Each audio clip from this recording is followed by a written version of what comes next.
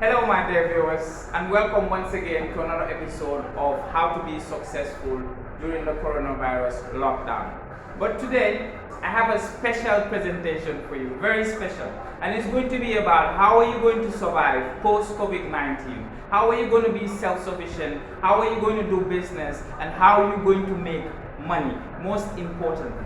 So let's look at the world today. There's a lot of lives that have been lost. There's a lot of trauma, there's a lot of anxiety. People have been stuck in their rooms for a long time. And in terms of business, true, a lot of investors have lost their money. A lot of investors has gone into their savings. Even people have gone into their savings because there was a panic going on. Everybody was scared. So everybody started going and dipping into their savings. And unfortunately, all those with loans couldn't pay their loans. All those who had to make payments can't make their payments. And unfortunately for us in Africa, and unfortunately for us especially in the Gambia, the government is only concentrating on the less fortunate, and they're not concentrating on the businesses. And they don't understand these businesses are those who employ the people. These are the foundations of the economy, the country. These are the businesses, these businesses who hire people, the businesses who believe in Gambia, and they're put aside. So there's a lot of money being lost, there's a lot of potential being lost here. And whether we like it or not, things are going to change forever. Things are going to change forever, definitely. So some people are going to have to lose their jobs, some people are going to lose their businesses, some people have already lost their lives. There's a lot of things going on. But fortunately for you, because you're watching today, I'll tell you how you're going to make money. What are you going to invest in? So to make sure, guaranteed, you'll get your money back. And that is agriculture. Yes, agriculture. This is the most underestimated potential of investment right now, because the greatest question everybody is asking since the COVID-19 hit was, how am I going to survive? How am I going to where am I going to get food from? How am I going to feed my family? And the governments are thinking, how am I going to feed the nation? Food prices have skyrocketed. There's a lot of things going on with food. We understand that the most important commodity is food. We all need food. So investing in our agriculture is guaranteed to make you money. You're going to make money if you invest in agriculture. So the next question is, what am I going to invest into with regards to agriculture? I'll tell you number one. Number one is food conservation. Imagine Ghana produces cocoa, okay? They send it abroad. They make the chocolate and it comes back to Ghana. We have mangoes. We send it abroad. They make mango juice. They bring it back to Africa. Do you know how much money we're losing because we only have raw materials? So if we had industrial plants to produce products out of these foods, out of these vegetables, there is money there. There's money guaranteed. Because imagine how many, I don't know about other countries, but here in Africa, in the Gambia, the mangoes, during mango season, we have a lot of mangoes that go to waste. We have a lot of vegetables that goes to waste because we cannot conserve them. So we throw them away. Imagine if you were to industrialize the agriculture system, you would guarantee to make money. Not to even talk about biofuels. Imagine all these mangoes, all this food that was going to get spoiled, make energy out of it, make energy out of these foods. So I think it will be a great investment, and I would love to see it in the future if people start industrializing, making juice, making chocolate, making things to make Africa depend more on itself, because we have to be self-sufficient. If all the borders close in the world, what are we going to do? How are we going to eat? Another thing you can invest in is modern farming. Imagine we're using tools that are 200,000 BC, before Christ. We're still using the hoes, the ngos. We're still using the cutlass. The same amount of people could have been farming bigger lands if only we use machines. I see people that bring in tractors, and you can either rent it to farmers so that they can have bigger yields, or even collaborate with the farmers. You can collaborate with the farmers. They're open-minded. You have a bigger farm, and then on top of that, you can share the profit. Another thing is scientific farming. We don't even test the soil. You can test the soil to see what crops grow best here.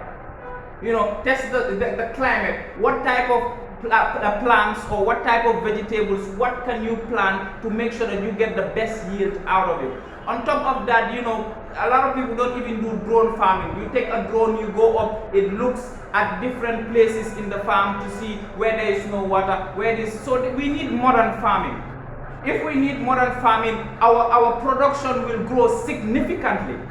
And on top of that, you have the year-round farming. Just create a borehole. You put a borehole someplace. You don't even have to depend on the rain.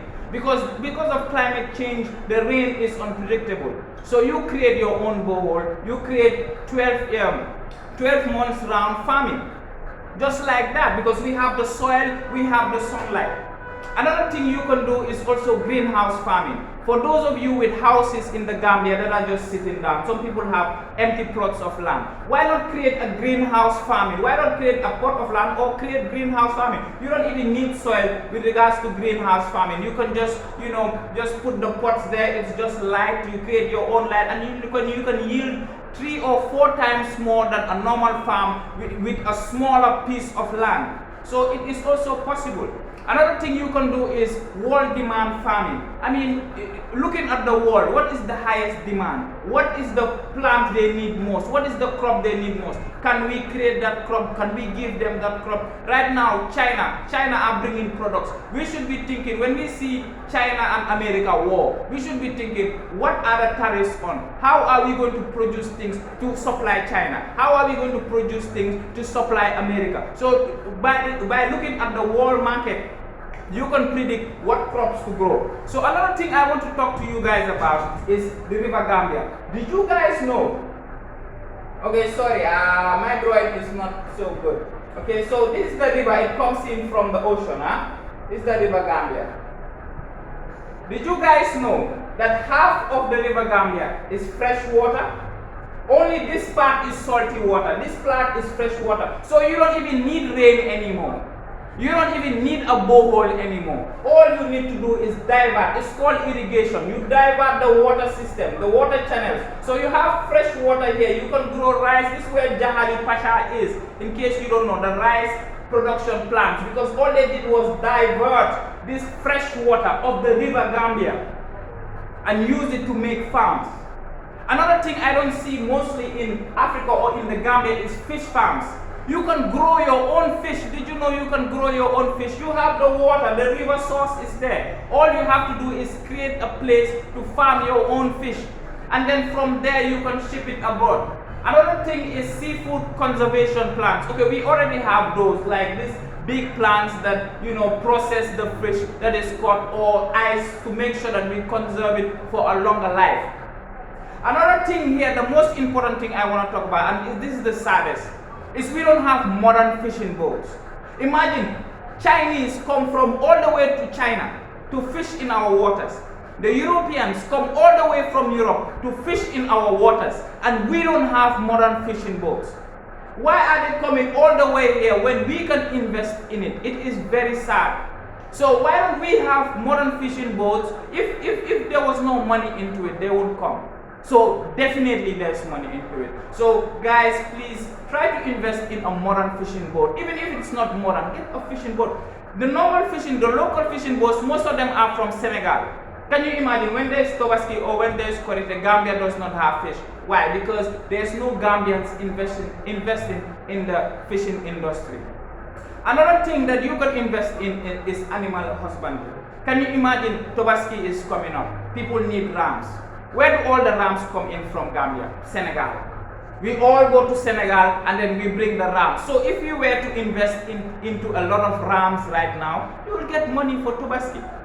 Another thing you can invest in is milk and yogurt. There is no milk production plant in the Gambia. All the supermarket milk is brought from abroad. Like, we don't have cows.